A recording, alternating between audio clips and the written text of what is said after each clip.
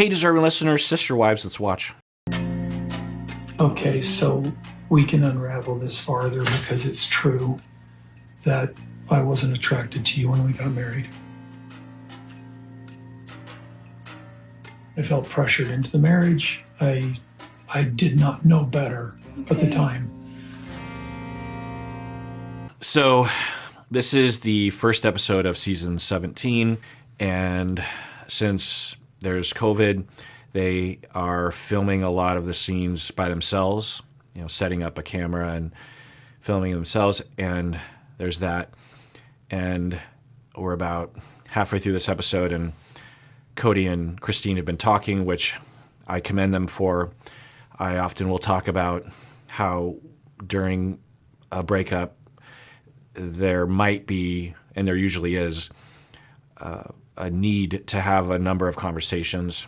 And it's important that everyone try to be as differentiated as possible and level-headed as possible and careful about what they say.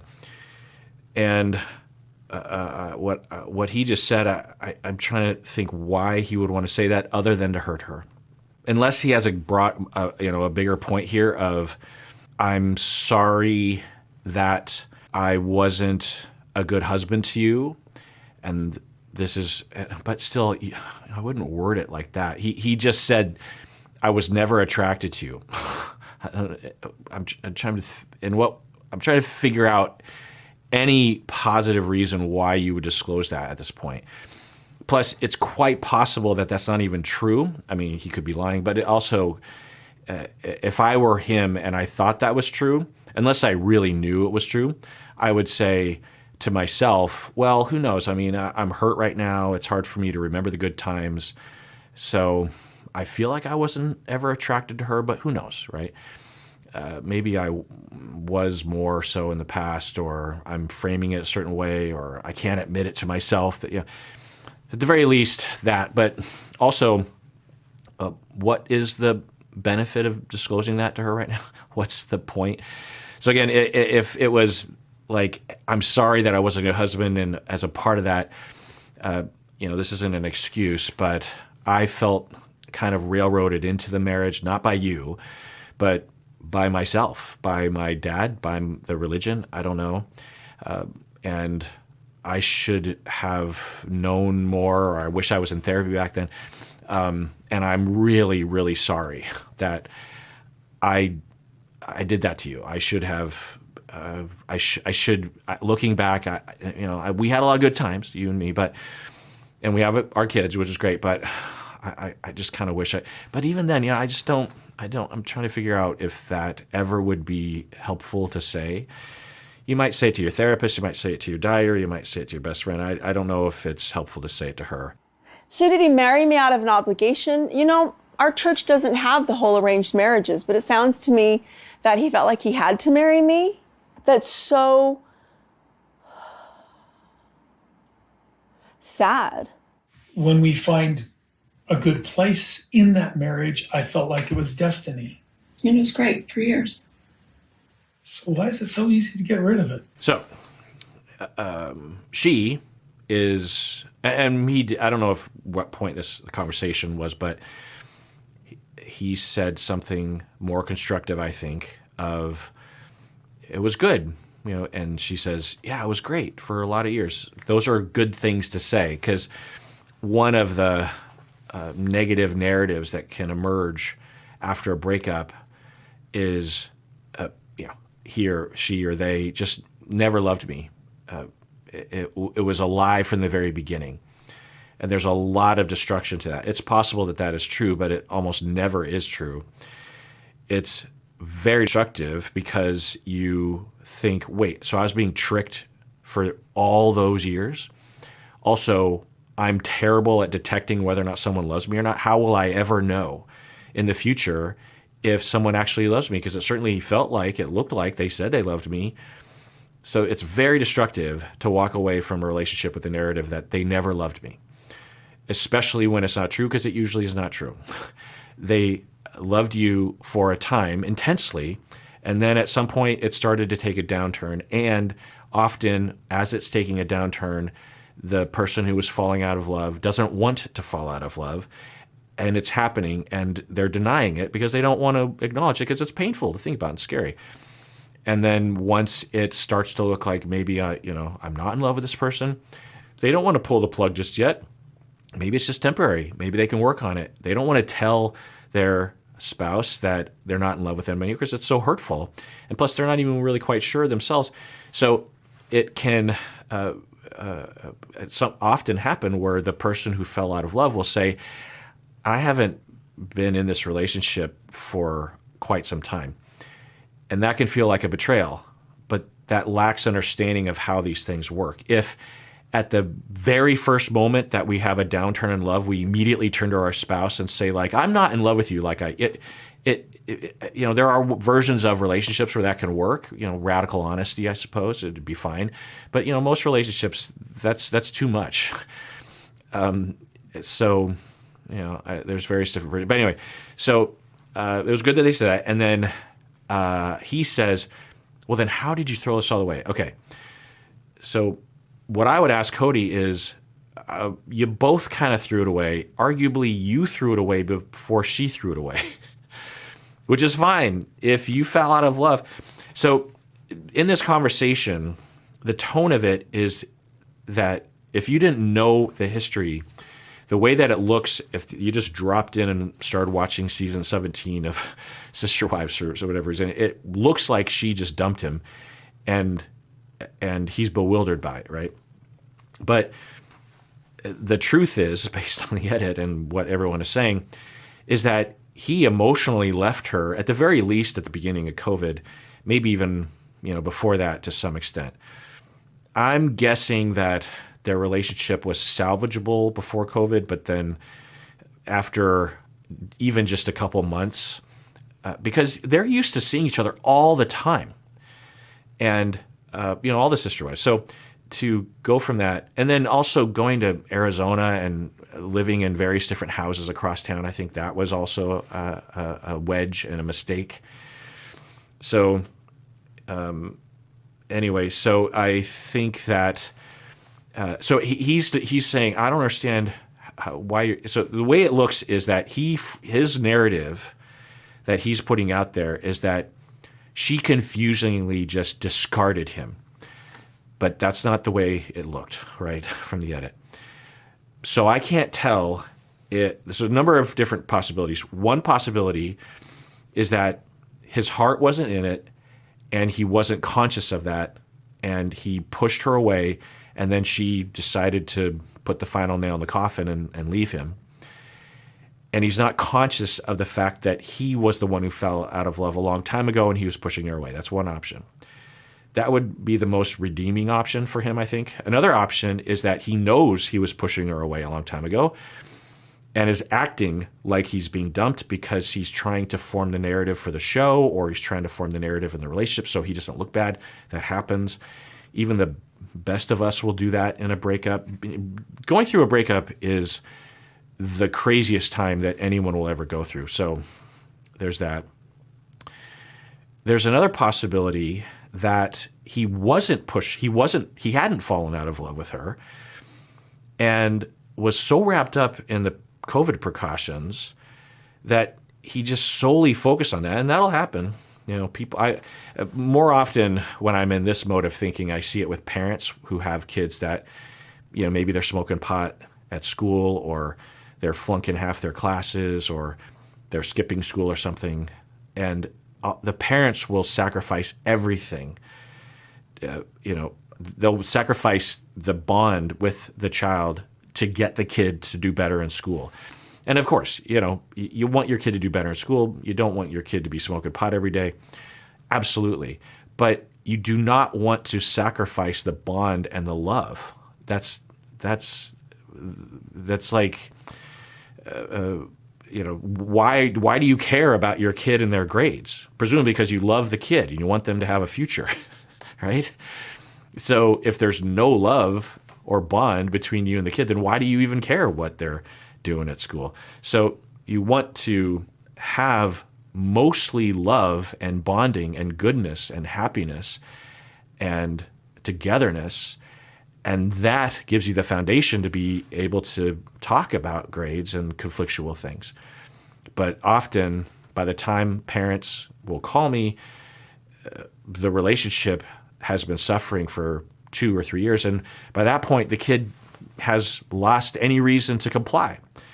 Kids don't follow. Most of the reason why kids follow rules is not because of consistency of rules or, parents having very good structure, right? Kids follow rules because they love or respect or like their authority figures. That's why they follow the rules. You can have really bad structure, meaning that your rules don't make a lot of sense and you don't have good consequences that are natural to the situation, or you're just not very noticing when your kids break rules. You can have that, but if you have a good bond, your kid will naturally want to follow and even just predict what you would like to see happen. You don't even have to tell them the rules, and they'll go anyway. So he is, but he's saying, what? Anyway, so I just wanted to give you an update because we're halfway through this episode, but this has been his tone the whole time, which I'm boggled by. Because I would have thought he would say, yeah, especially by this point, because there's been a time span, that he would just say, yeah, I guess we just grew apart. I mean, that wouldn't necessarily be true either. But the way he's framing it is that one day he just woke up, everything was fine, and then Christine just dumped him. He's like, I don't understand. It's been 10 years of sad and heartbreak. My heart's been shattered enough. You think it's dramatic? I don't know. But Cody, my heart has been shattered enough. Okay. She's been saying a lot of things along these lines, and I think he's hurt right now because she's not saying it directly, and she might not even be saying it indirectly, but the way he received this, which I think is natural, is that he has been a jerk face for the last 10 years, and it broke her heart. And that might be true. We don't know, but I don't think that's, the whole story.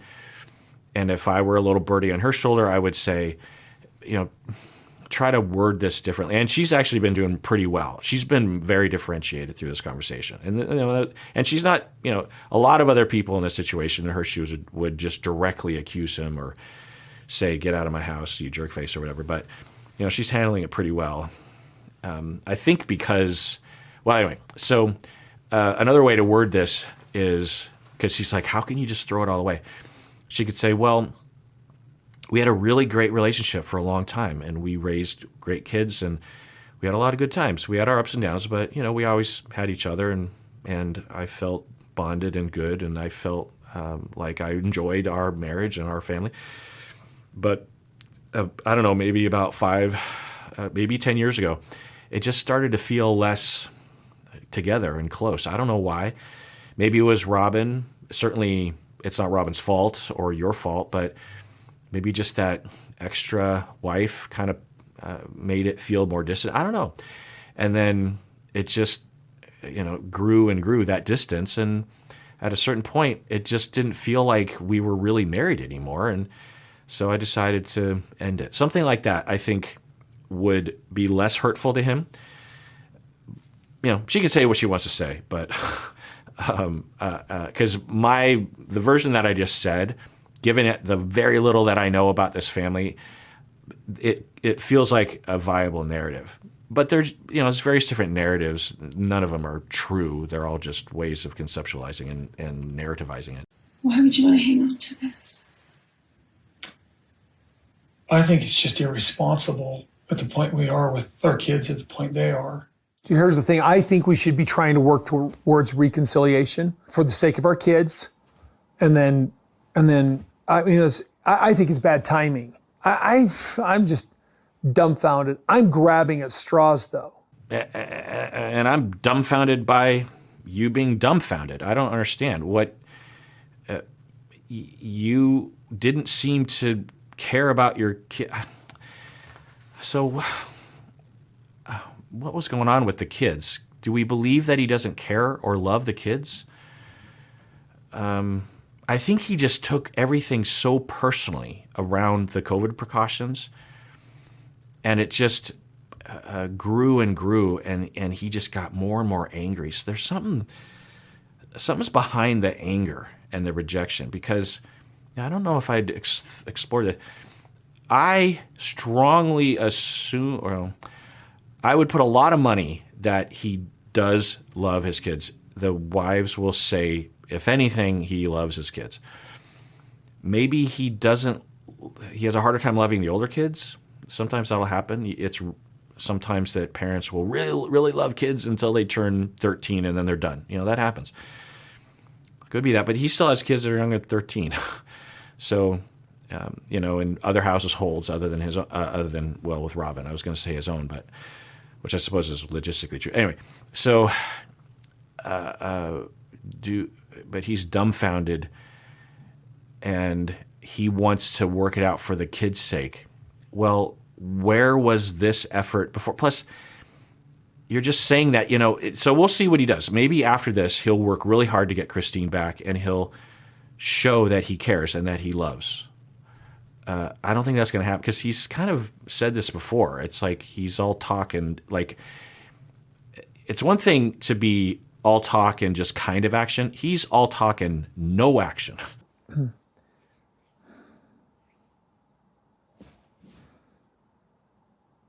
It's literally like she's moved on, and I'm sitting here like a dope. I feel pathetic. Okay, so that's another option that I've been wondering about, which is that he doesn't want to be with Christine, either consciously or unconsciously. And he can't be the one that breaks up with her. He said this because of their religion. She leaves him, but it could be argued that she just officially recognized that he had left her, right? But from the surface, she's the one that is leaving him, I guess. And he doesn't really care. He doesn't really love her. He doesn't want her back, but is humiliated and embarrassed because a sister wife left him. And that's the only reason why he's upset, which, that happens for sure. But if that's true, I would hope you would have some insight into that so that he could discard that motivation. I'm angry and I feel pathetic. Christine, Look, I you're have talking about struggled to Isabel. keep this family healthy. Another possibility that I'm guessing other people would wonder about as well is that he, at the very least at some point, approached some of the sister wives with the lens of loyalty only and not love, and actually, due to his personality or toxic masculinity or his religion or something, just expected 100% loyalty regardless of how he acted. And if everyone was loyal, and because this is what he was saying, then everything would be fine. You just have to show to me. And also, I keep wondering if this has to do with people outside, viewers, fans online, because I'm guessing he knows what's going on there. And there are people humiliating him for being weak as a husband, or I don't know.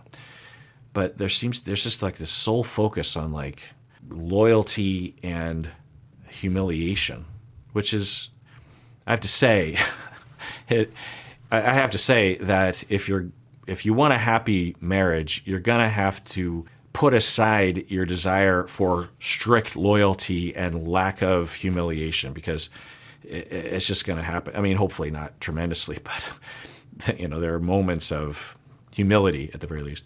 All right. Well, if you like what we do here on this channel and on the podcast, you can help us to keep moving down the road by becoming a YouTube member by clicking the join button below. You get access to exclusive videos, and I'm much more likely to see your comment, because when I go to the comments page, I will first, sort by membership, right? And then if I have time, I'll go on to other comments. And so, I don't know if that matters. But at the very least, when you become a member, you are very much materially making it so that I can do this stuff. I could never do this if people weren't YouTube members and patrons. I wouldn't be here right now talking to you if people weren't constantly. And the thing is that I need a fair amount of people signing up, because there's always a percentage, a pretty sizable percentage, that are canceling, just because for whatever reason. So we always need new people if you care to. No big deal if you can't. And everyone out there, please take care of yourself because you deserve it. You really, really do.